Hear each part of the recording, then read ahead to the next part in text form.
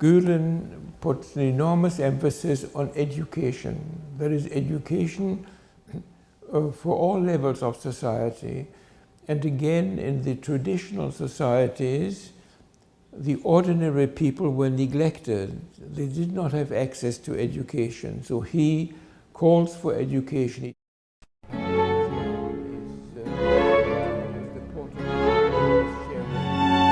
therefore, I think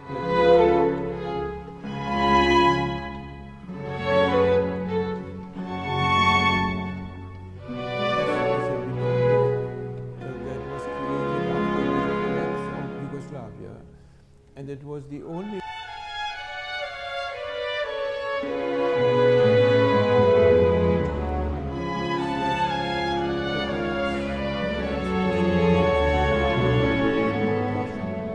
and so I think all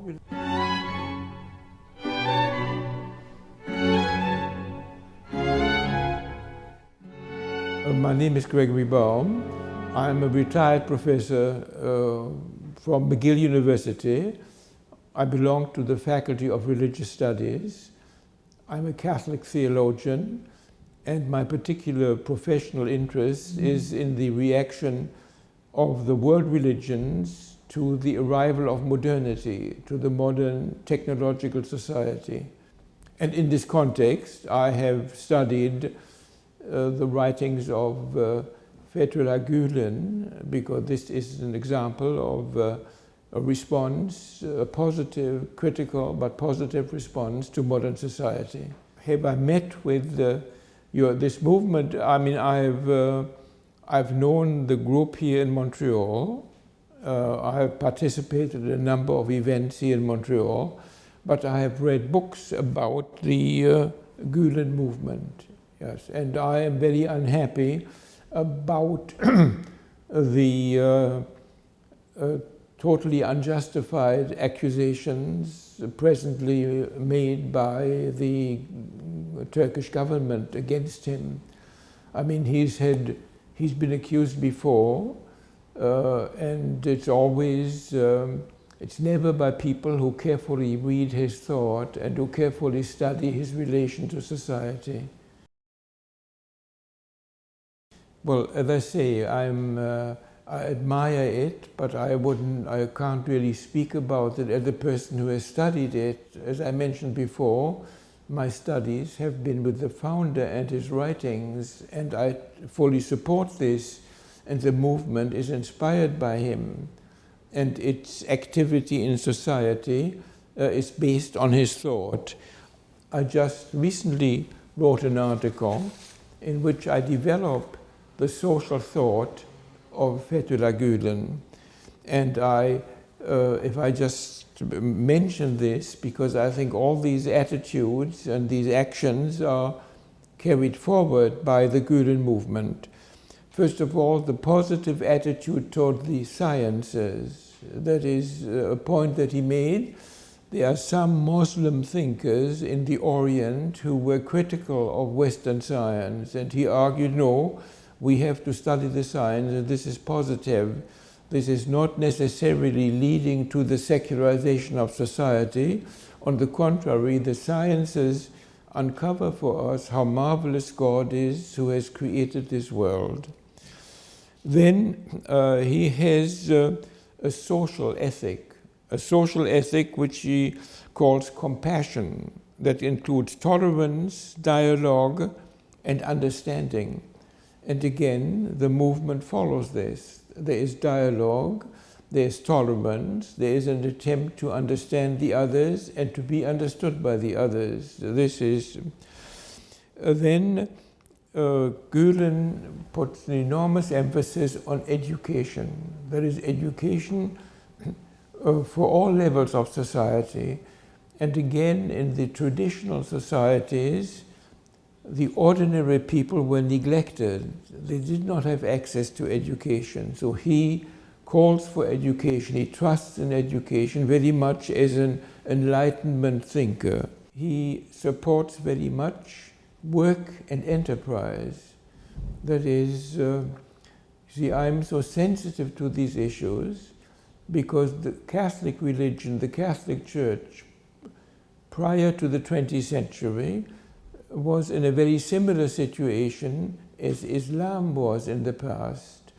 And so there was very little emphasis on work and enterprise. There was, in traditional Catholicism, you had to accept the place in society which you had inherited. You were to do your work, yes, but you were not intended to improve your condition and to work hard and to change society. And Gülen writes about this, and he argues that the Quran calls us to be working hard, to be responsible for our society, and to improve, yes, to improve the conditions of life. And again, this is an attitude that is fully supported by the movement. Then I have here the fifth point in his writings, and this is quite remarkable and admirable. He supports pluralism. That is, he argues there are some important passages in the Quran which says that God has created these plural cultures and these many religions, and the purpose of this is that we compete one another in doing good. And so he has adopted this, and he is a pluralist, and he went to see the Pope in Rome, and he went to see the chief rabbi in Jerusalem, and he went to see the Orthodox patriarch in Istanbul. He is a pluralist.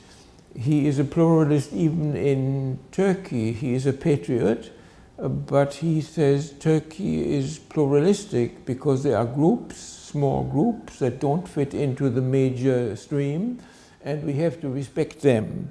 And so again, I would say that the Gülen movement, about which I have read, puts all of these ideas into practice. And so I have great admiration for his thought. I mean, I'm interested in other Muslim sages and thinkers who share this point of view. This movement that began in Islam at the end of the 19th century, and this is represented by thinkers in all countries. And in Turkey, I mean, the contemporary expression of this movement, renewal movement, is Gülen and the movement that he has founded. Every religion is challenged by modernity.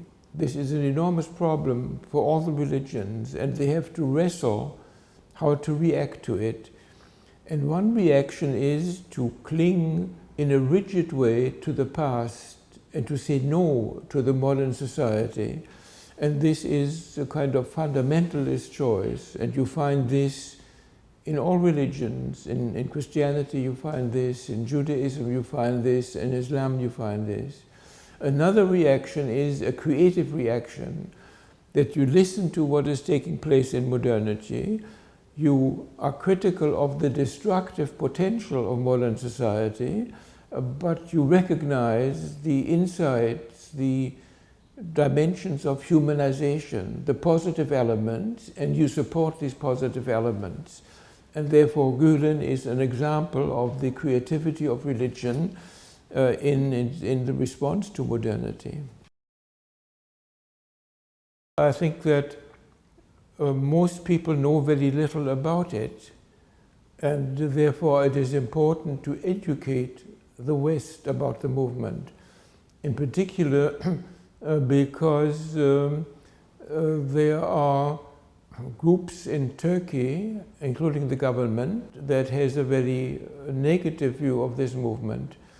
And therefore it's important to defend the movement in the West.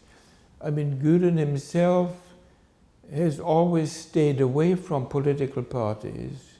He always said that political parties come and go, Islam remains, and therefore he has remained aloof from them, and he wants his movement to be non-partisan, at least in the sense not to be identified with a particular political party.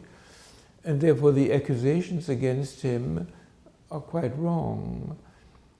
I I'm not totally surprised. I mean, there are daring, far-seeing political thinkers and social thinkers who challenge the existing order, and then there is propaganda against them that is based on lies. I mean, I have studied the works of Tariq Ramadan, and I was amazed to discover that in France there are books and articles written against him by people who've never studied his writings. They simply cite a few passages from the newspapers, from interviews. So I think that this happens to Gülen, that there are these circles that really spread this wrong information, and therefore it is worthwhile to educate people in the West about the movement. I read of an event that happened in Macedonia. This is a republic that was created after the collapse of Yugoslavia, and it was the only republic in which there was no violence.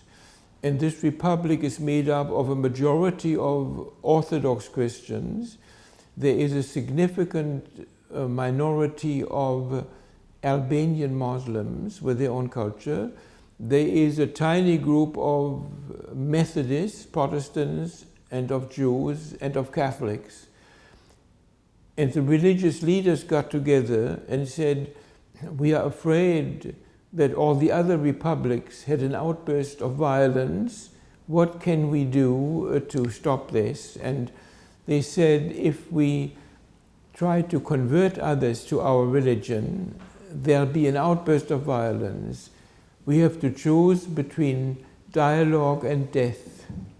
And I think this, to me, is an image of the world. We have to choose between dialogue and death. And so I think that Muslims involved in dialogue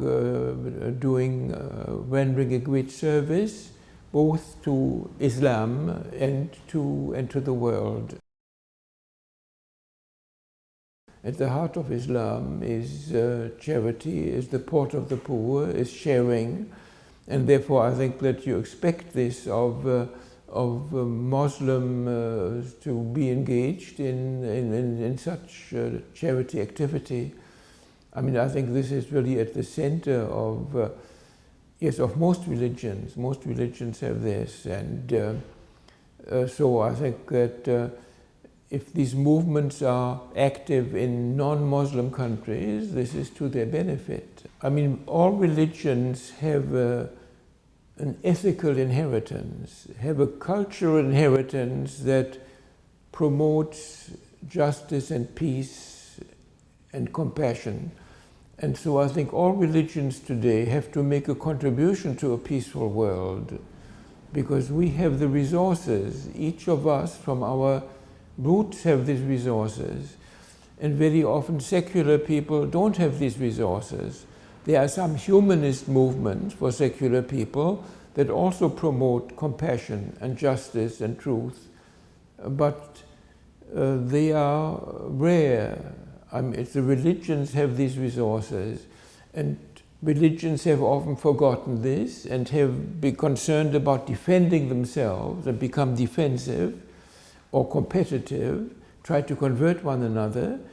And I think that today the world is so divided, there are so many conflicts and bloody conflicts, that all religions, I believe, are called upon to put forward these values of compassion, tolerance, justice, and Islam, Christianity, Judaism, all are capable of doing this.